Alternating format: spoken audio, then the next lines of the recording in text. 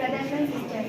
As you know that we have gathered here to celebrate the birth anniversary of Swami Vivekananda. He was a scholar, thinker, saint and philosopher of omnipotence. He was born on January 12, 1863, the Joy City of Calcutta. His original name was Narendra Dutt. His father's name was Vishwanath Dutt. He was a learned man who knew English and Persian. He was a successful lawyer in the Supreme Court of Calcutta. His mother's name was Bhuvaneshwari Devi. She was a devout housewife. She was a pious lady also who influenced Narendra in his childhood. He was the first Indian who visited the America. He passed away 4th July in 1902. Today not only we Indian, but the whole world's people respects and follows her principles. He explained that the God is omnipotent. Thank you. कार्यक्रम के संयोजक होते हैं उन लोगों ने देखा कि स्वामी जी मात्र एक भगवा कलर का कुर्ता पजामा टाई पहन के और सर में पगड़ी बांध के आए हुए हैं। इनको तो ये भी तमीज नहीं है कि धर्म सम्मेलन में क्या पहन के आया जाता है। तो मतलब उनके लिए आधा घंटा लमसम आवंटित था बोलने के लिए, लेकिन उन्हें मात्र 2 मिनट दिया गया। तब भी स्वामी विवेकानंद जी ने कुछ नहीं कहा और मंच पर अपना वक्तव्य प्रस्तुत करने हुए गए और उन्होंने अपने भाषण की शुरुआत में कहा, मेरे अमेरिकी भाइयों और बहनों, यह बात सुनकर उस प्रांगण में जो उनको 2 मिनट मिला था वो 2 मिनट केवल तालियां ही बजती रही और यह देखकर जो वहां के संयोजक थे उन्होंने उनको 1 घंटे का समय दिया और इस 1 घंटे में उन्होंने अपने भारत के सनातन धर्म को रिप्रेजेंट किया। बल्कि दृष्टिकोण से तुली जाती है। अगर हमारे मन में अंदर अपनी संस्कृति के उत्थान की क्षमता है, अगर हम गरीबों के प्रति दया भाव रखते हैं, तो हम युवा हैं, फर्क नहीं पड़ता कि हम 18 साल के हैं या 19 साल के। और अगर हमारे अंदर अपनी संस्कृति के उत्थान की क्षमता नहीं है, तो हम चाहे जितने वर्ष के हों या नहीं होता कि हम युवा हैं। हमारा देश एक ऐसा देश है जहाँ 89 वर्ष के आयु में गोस्वामी तुलसीदास श्री रामचरितमानस लिखने बैठते हैं।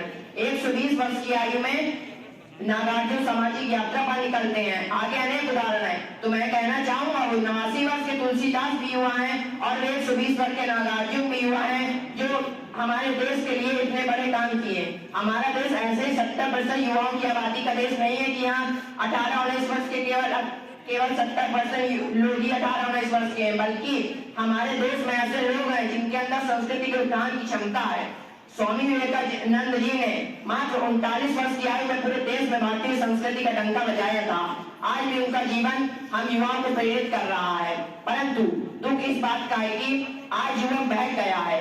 उसका राष्ट्रवाद केवल साल में 2 दिन हाथ में तिरंगा लेकर उसे फहराने तक बस रह गया है, क्योंकि आज का युवा अपने बल से अनजान है, वे इतिहास से अनजान है, वे भगत सिंह जैसे युवाओं से अनजान है जो रंग बसंती चोला लाकर अंग्रेजों की बेड़ियों को मात्र अपने शरीर की ताप से पिघला देते थे। एक बार किसी ने स्वामी जी से पूछा कि सब कुछ खो जाने से ज्यादा बुरा क्या है, तो स्वामी जी ने मुस्कुराकर उत्तर दिया, उस उम्मीद को खो जाना जिसके भरोसे आप सब कुछ वापस पा सकते हैं। राष्ट्र का निर्माण केवल राजनीति से नहीं होता, अभी तो राष्ट्र के निर्माण का स्वयं के निर्माण से ही प्रारंभ हो जाता है और स्वयं के निर्माण का सबसे अव्वल समय युवा अवस्था होती है। और अगर आपने अपनी युवा अवस्था को फेसबुक और व्हाट्सएप को गुलाम बन के गुजार दिया तो हमारा देश कभी विश्व गुरु बन ही नहीं पाएगा, हमारा देश गुम हो जाएगा। मैं देश के युवाओं से राष्ट्रीय युवा दिवस के इस अवसर पर यह कहना चाहूंगा कि हमारे सशक्त भारत के सपने को जाने देंगे, स्वामी जी के सशक्त भारत के सपने को जाने देंगे, स्वामी जी की सीख को भुला देंगे हम। अगर इस बात का उत्तर हाँ है तो मैं कहना चाहूंगा कि आपका कोई हक नहीं है कि आप अपने आप को भारतीय कह सके, क्योंकि जो भरा नहीं है भावों से, बहती जिसमें रसदार नहीं, वो हृदय नहीं, वो पत्थर है जिसमें स्वदेश का प्यार नहीं।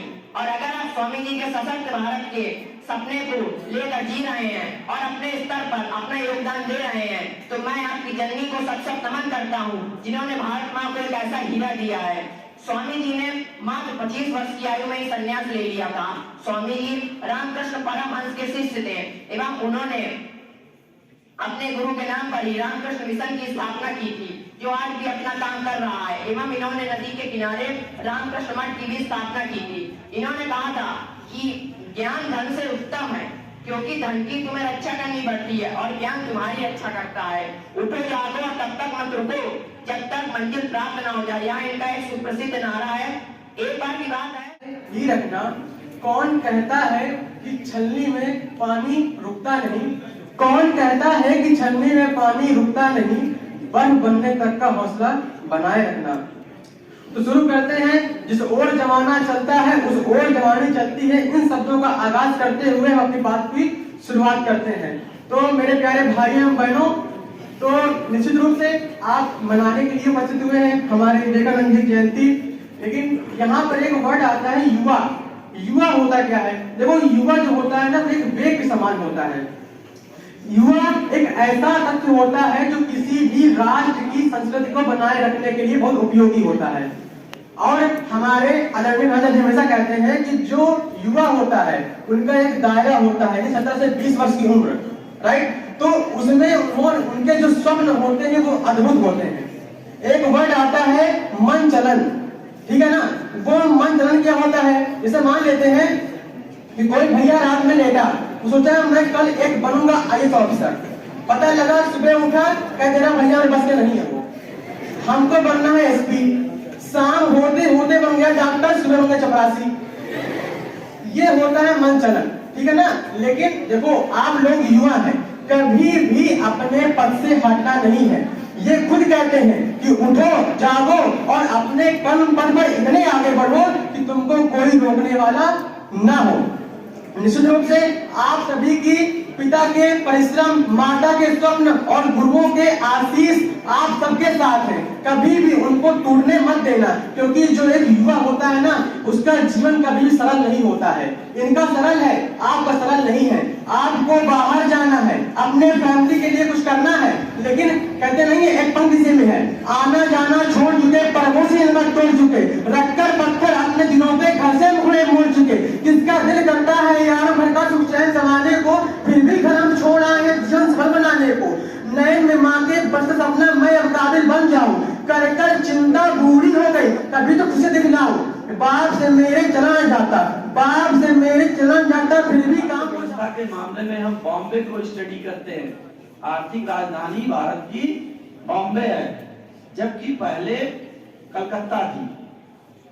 बड़ी बड़ी मिलें और बहुत ही उच्च जीवन स्तर का क्षेत्र था। और कहते हैं कि जब अंग्रेज भी भारत में आए तो वो भारत के किसी दूसरे रास्ते से नहीं आए, वो बंगाल से ही भारत के अंदर प्रवेश करते हैं और बंगाल से आगे की ओर बढ़ते हैं। इस युग में विद्यार्थियों के लिए क्यों महत्वपूर्ण है? तो स्वामी जी अपने विभिन्न वृत्तांतों में कहते हैं कि बूढ़ा व्यक्ति केवल अपने जीवन में जो उसने पहले किया है केवल उसका स्मरण करता है, केवल उसका स्मरण करता है, मैंने ये किया, मैंने ये किया, मैंने ये किया।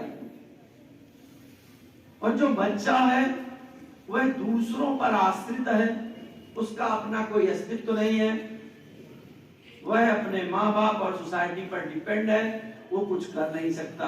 परंतु अगर युवा भी अपनी शक्ति का ठीक ढंग से उसका पहचान नहीं कर सकता है कि उसके अंदर कितनी कैपेसिटी है और उसको अपने लक्ष्य में पूर्ण रूप से नहीं लगाता है, तो निश्चित रूप से वह भी एक गरीब व्यक्ति के रूप में ही आया है और जाएगा। तुमको बहुत स्ट्रांगली धार्मिक बनना है।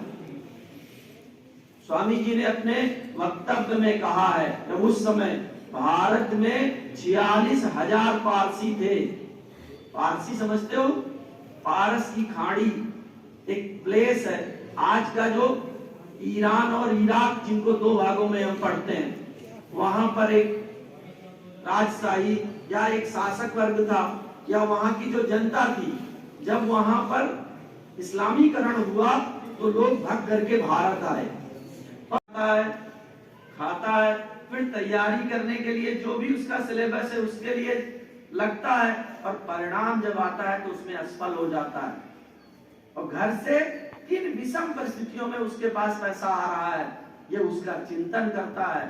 और वह तो रोता ही है जब वह मेरिट से असफल होता है, उसके माँ बाप कितना रोते हैं। अगर विद्यार्थी को इस बात का एहसास नहीं है